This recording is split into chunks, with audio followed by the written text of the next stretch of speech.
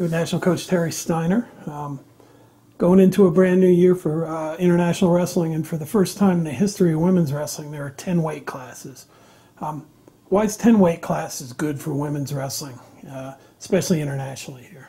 Well, I think the more opportunities we have to get our athletes, on the world stage, it's better for wrestling, and so, I think that we have enough depth in this country, where 10 weights for us is not a problem. I mean, there's a lot of countries that are fighting for numbers and things like that, and so I don't think we're one of those countries. So I think 10 weights can help us and can put us in a position to be a dominant force. Now, looking at the girls that are now competing at the senior level, and you're going to have to stretch your world team from 8 to 10. You feel that you have individuals that can fill into some of those spots and maintain a team that can challenge for first place against Japan and Russia and some of the countries that also have a lot of girls? Yeah, I do. I think we've had some people that are number 2, number 3 that are are good enough to be on the medal stand. And I think it's just getting them the opportunity and getting them the experience at the international level. So yeah, I do think that the U.S. is very capable of filling 10 weight classes and very capable of being competitive at 10 weight classes. We just need to continue to get our athletes more and more experience. So, I mean, season's getting started. As a national coach, you talk to a lot of the athletes and coaches.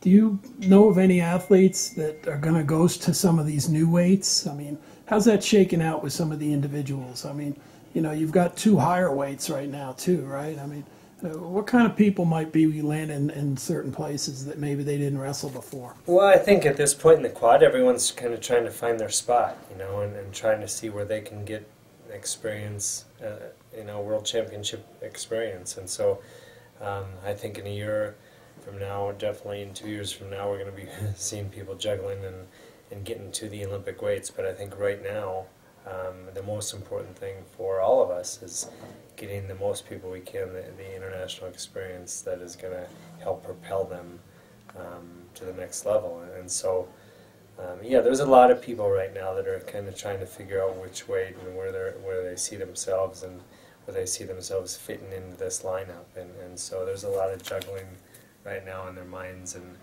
really, some of these early tournaments that we're going to, we got Sweden coming up next week. The week after that, we have Ukraine.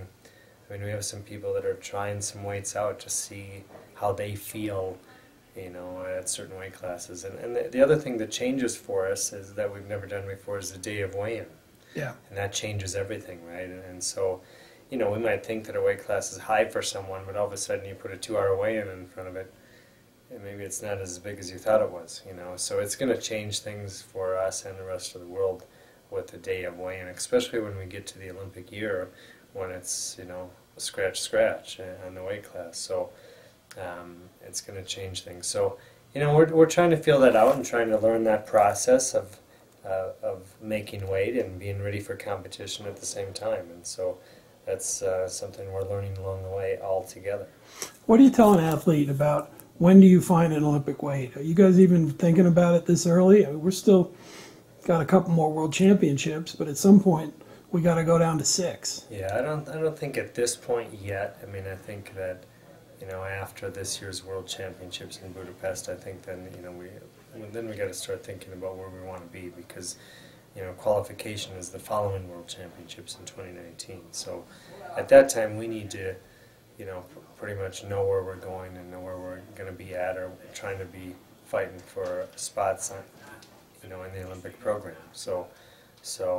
But right now I think the most important thing is we continue to focus on the process of getting better and focus on wrestling and improving our wrestling techniques and our strategies. And the weight class, that'll come in time. So recent tour, you had 4 of your top athletes at the Regan tournament, 2 medals, including a 2-time champion in Tamara Stock.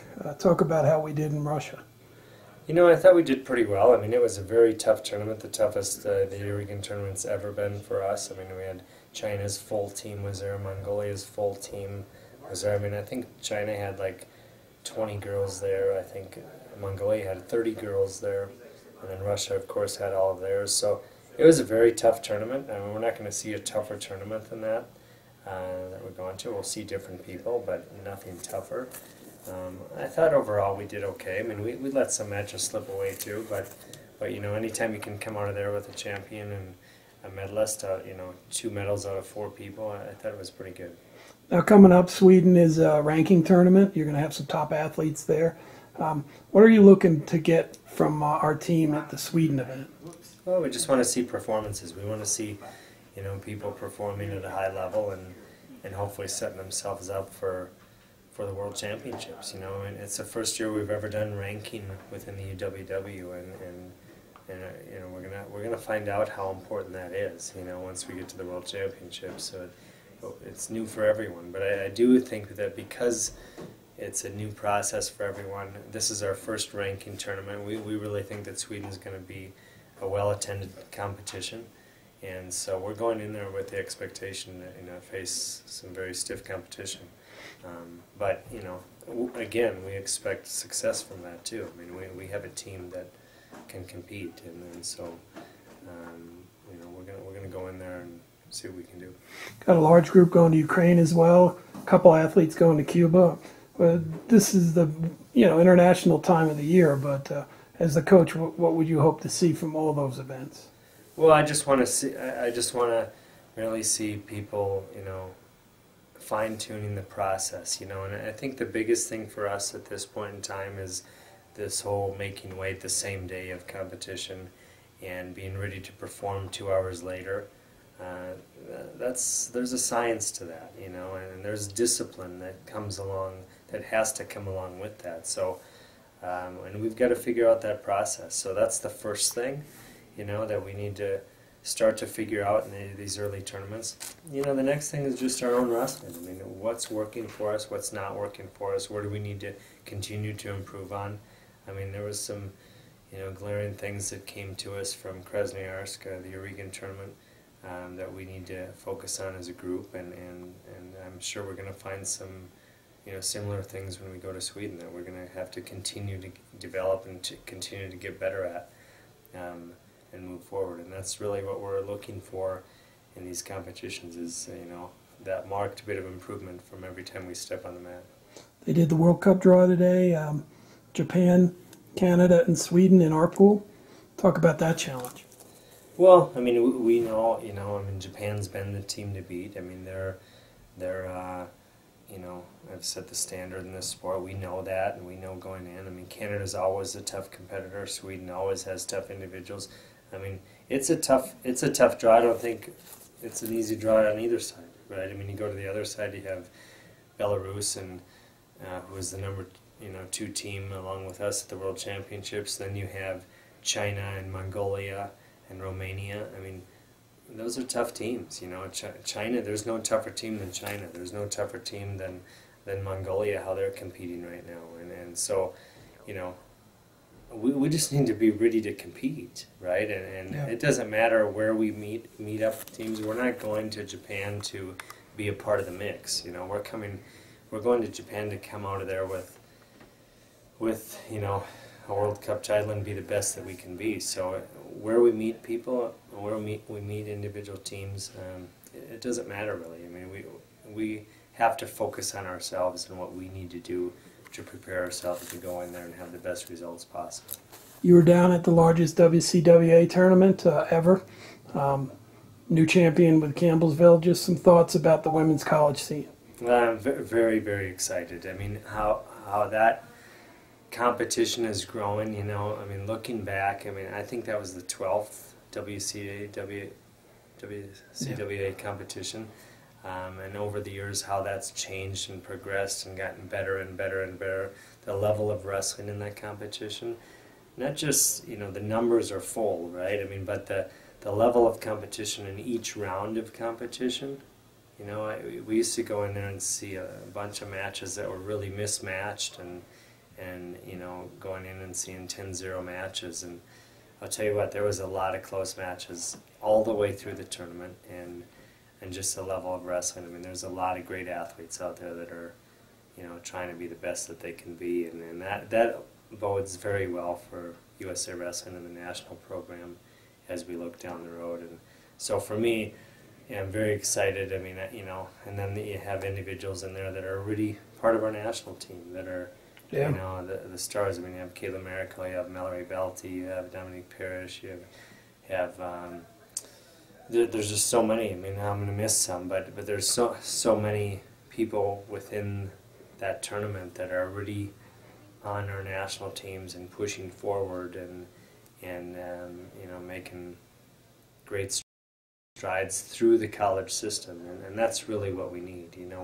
we need this whole system working together to develop the athletes, and I think we're seeing some great things from the college system and what that's doing for the overall program at USA Wrestling. I mean, but the numbers alone are exciting, but then now the quality is better and better and better every year, and so, you know, it's a great thing to see. It really is.